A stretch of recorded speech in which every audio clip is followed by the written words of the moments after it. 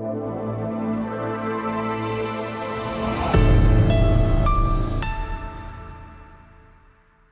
morning, everyone, and welcome to today's company update presentation on Apple Inc. Okay, to start us off the day, I'll be taking you through why Apple still matters as an investment case and looking at the financial performance as to what's changed over the past quarter. And then I'll move to the key pillars that cement our investment thesis, which is the China story and margin recovery, as well as the re-rating catalyst that we've identified in the near term and any risks associated to them.